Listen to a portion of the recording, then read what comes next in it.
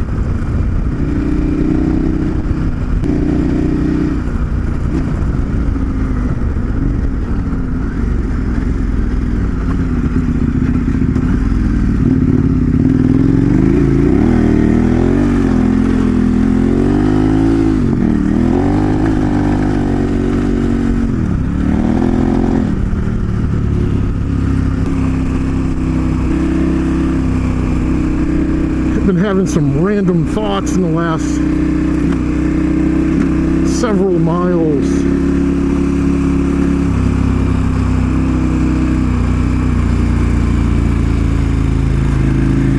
Figure I'd share a few of them with you anyway.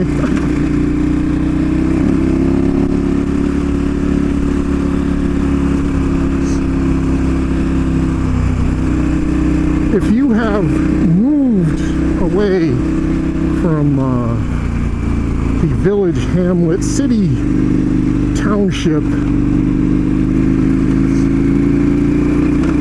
where you first hit the planet as an infant,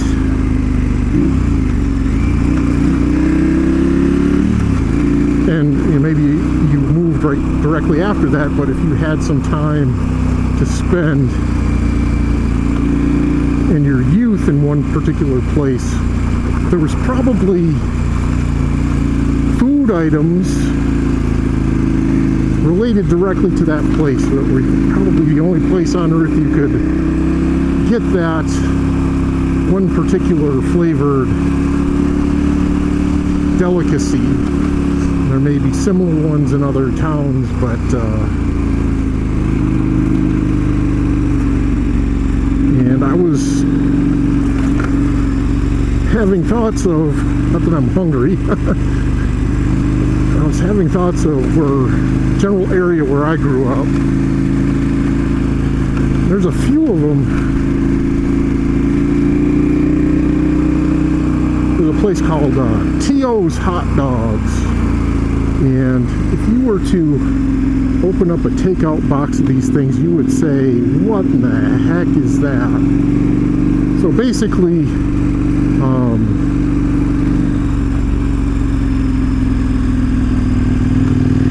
they were these little tiny hot dogs about the size of a man's ring finger, and they had little tiny buns. The buns were steamed to almost being soaked, and the little hot dogs were put on a grill and just basically not cooked to order. They were just put on the grill and cooked.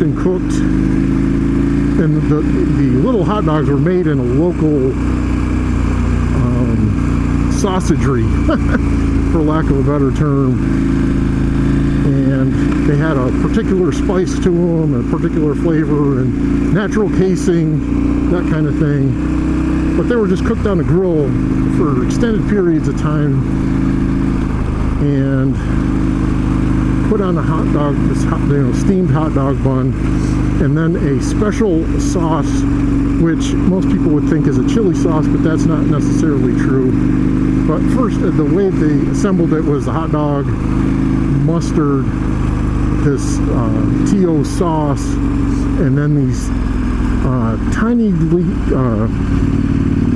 very tiny diced onions that were the hottest onions I've ever experienced, bar none, were put on top. And just fantastic flavor. And the sauce was actually the hot dogs that didn't get sold would be ground up and made into a sauce. So it's not really, it's definitely not chili sauce, but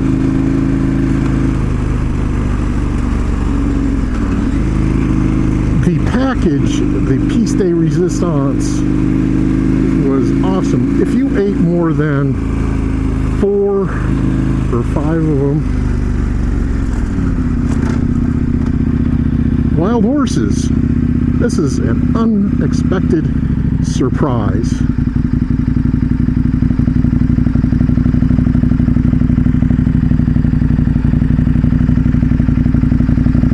Just take your time.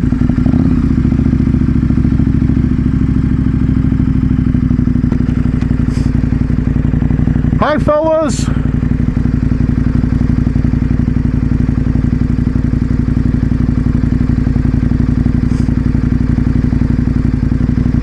This guy must be late. He's running.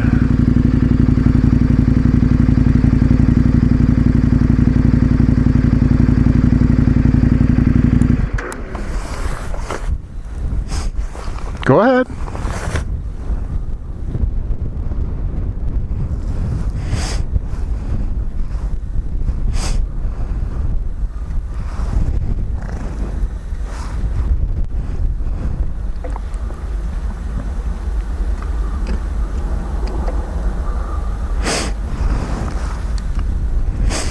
He's not sure what to make of me.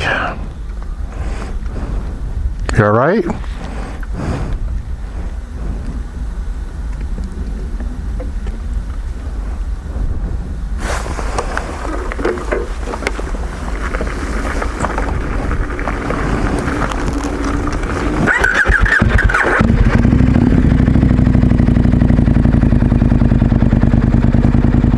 You guys have a good day. Anyhow, if you ate more than 4 of these things, you would have heartburn for a week. And they were served in this little hole-in-the-wall bar, and you get them takeout, and they come in this like white donut boxy kind of thing, and they would just jam them in there and separate them by like deli paper, and it would be just this glaze of that onions and sauce on top, and it just would look like a hot mess. But man, you dig into them things and they'd be awesome. But at the bar, you'd grab yourself a nice draft beer. Oh, they weren't perfect with draft beer. And on some youthful drunken excursions, we get into eating contests. I think the best I could do was like 15 or something. I had a buddy with a voracious appetite that was like 24, I think was his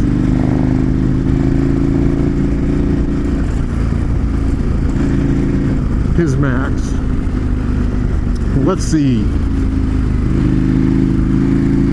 There's two from another place. It was a sub shop called Angelina's, and they had an original sub, and you think, well, what's an original sub? It's just bologna and cooked salami, ham, cheese.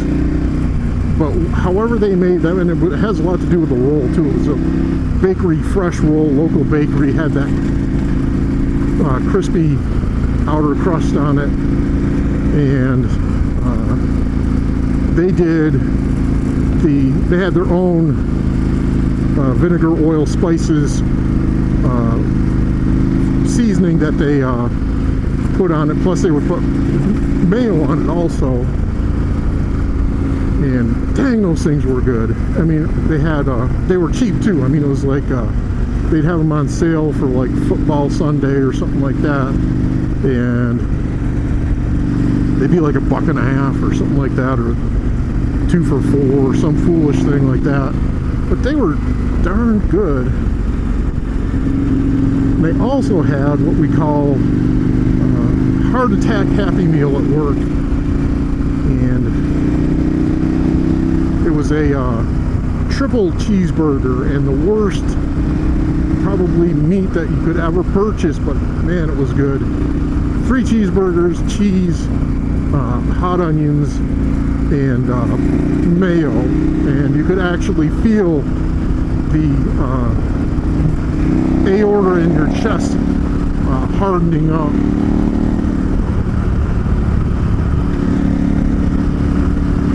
And the last one I'll bother you with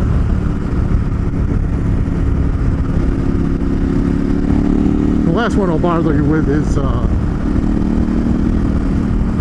the company I work for. I work for directly for the owner, and it was a locally owned place, and the owner expected everybody to be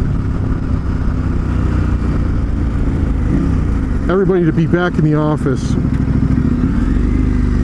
and there's, you know, like 5-6 of us, everybody to be back in the office for Friday lunch. And we go to a place called Chicks,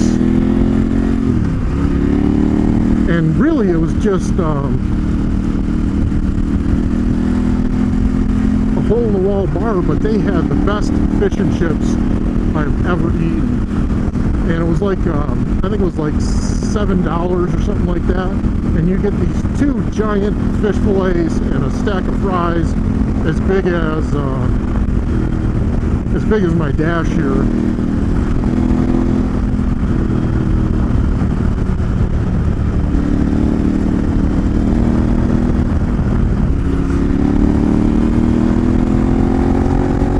Back out on some pavement.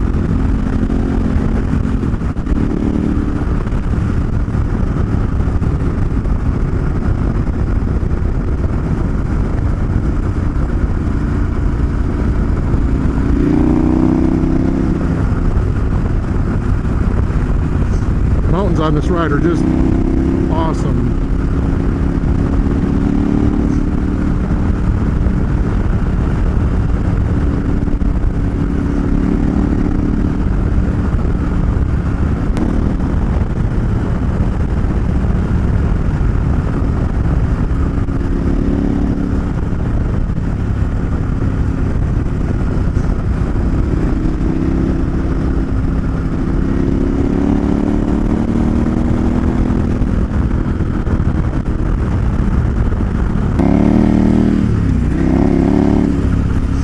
Just taking a little side trip here. This is a dead end, but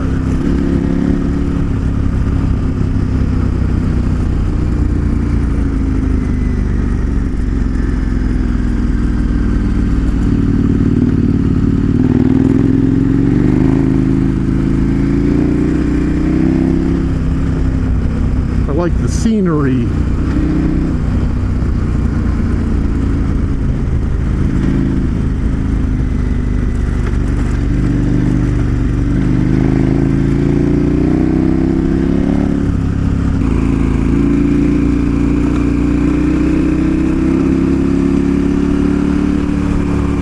The decomposing granite boulders.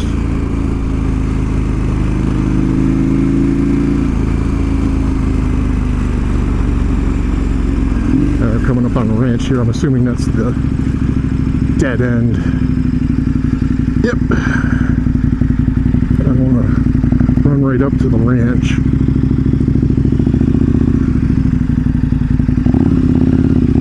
Nice property.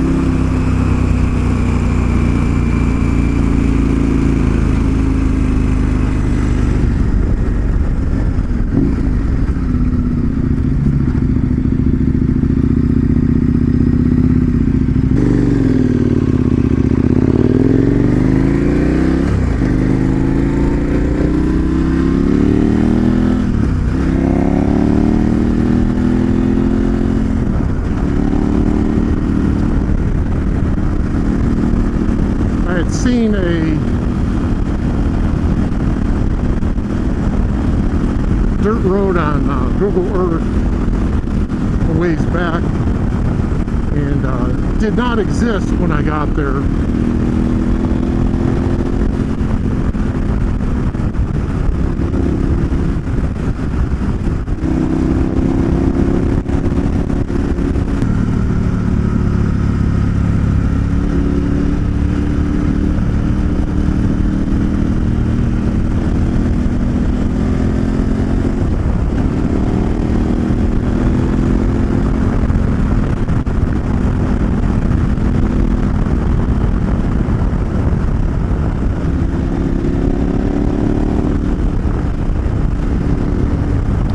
Supposed to be out on the dirt bike today, but they had a pretty decent chance of rain, and where I was going, you didn't want to be out in the rain.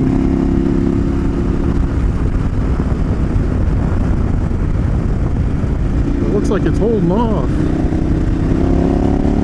Some kind of dirt bike ripoff here.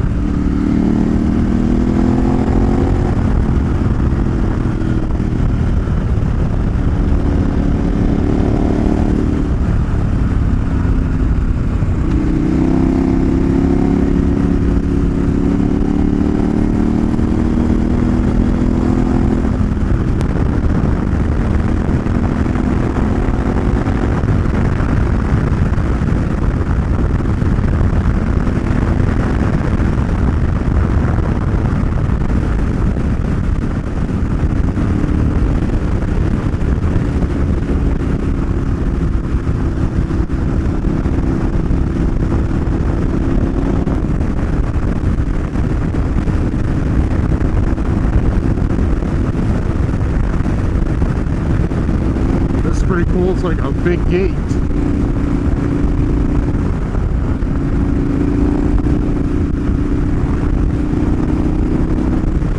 There's something like that on the way up to Utah. I remember something. There's something like that that you kind of drive through. It kind of looks like a gate.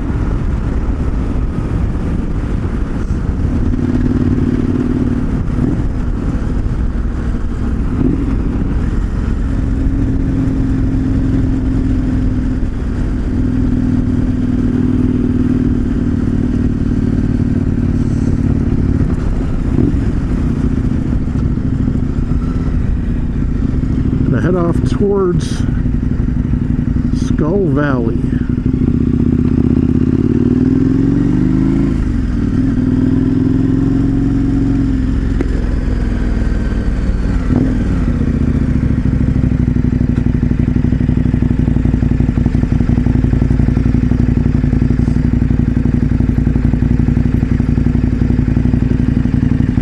Kirkland Bar and Steakhouse.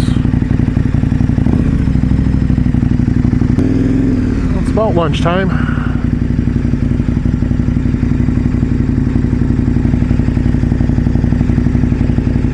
Registered historic location.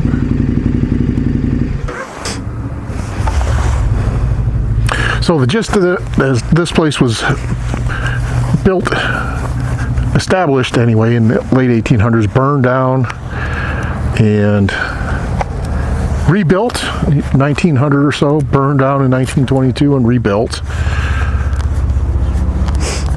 And here it sits, Kirkland Steakhouse.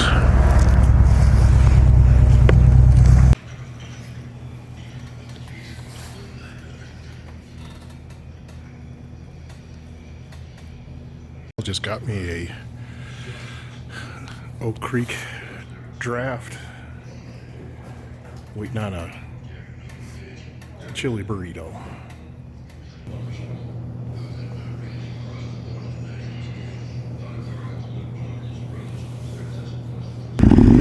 Well, Kirkland Steakhouse. The only thing I will say, because they're trying to get this place back up and running, is don't expect gourmet.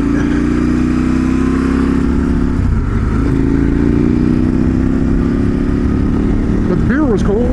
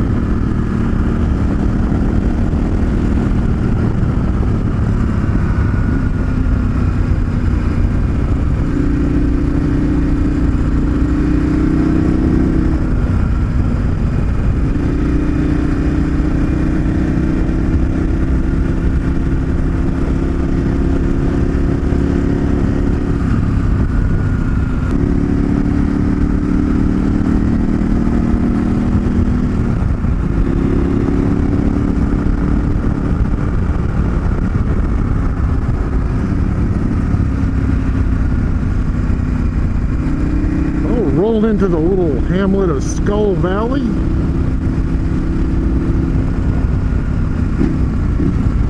It's a little antique historical filling station here. Everybody likes to take a picture of their bike out in front of, or their rat rod, or 57 Chevy, or whatever their addiction is.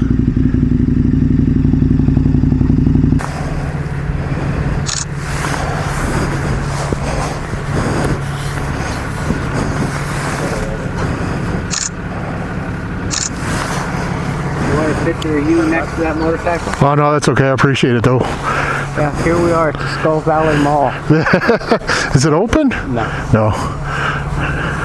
I'm meeting a friend of mine there, and I just told him, he said, where are you? I said, I'm at the Skull Valley Mall. He says, which Skull Valley are you in?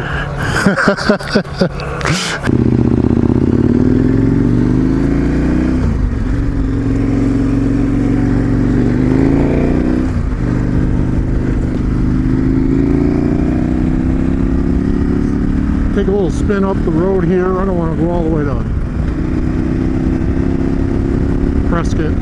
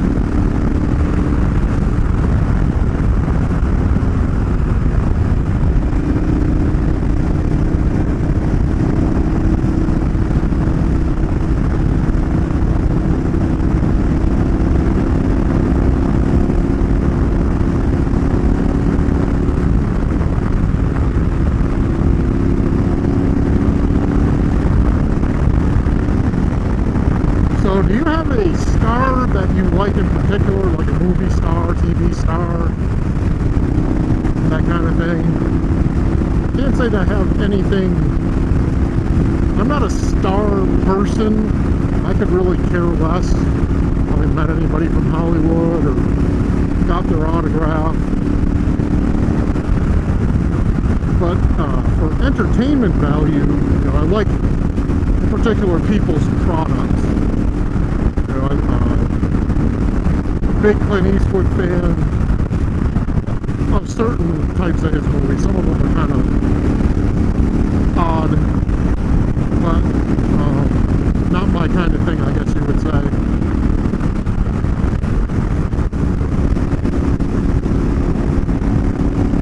But do you place these actors in your mindset when you think about them, even many years later, in that same age as they were in that iconic role? One of the people I like a lot of what they do is Tom Selleck. For whatever the reason, he had been in the news. I think it's to do with his TV show that he's on now, and it's popping up on YouTube. But his most famous role is Magnum PI, the original 1980 version of Magnum PI, and I was 13 years old when that came out, and you know, it was the biggest show on TV and stuff, and I like the show. And recently it's come back on one of the small cable channels, and they do a marathon of one particular series or another, and I've been watching the original Magnum series, and I like that show. And I still like it today. I mean, it was well acted and stuff. But I put the actor Tom Selleck back in that 40-year-old role, and just mentally. And it seemed to do that, because then when you see them, today's version of them, you say, man, that guy's old. And you gotta figure he's like 35 when he did the Magnum PI role, and now he's 75. And I've seen his work between then and now, like Quigley Down Under, which was a fair movie. Monty Walsh, Jesse Stone, those are all really good movies or multi-part series.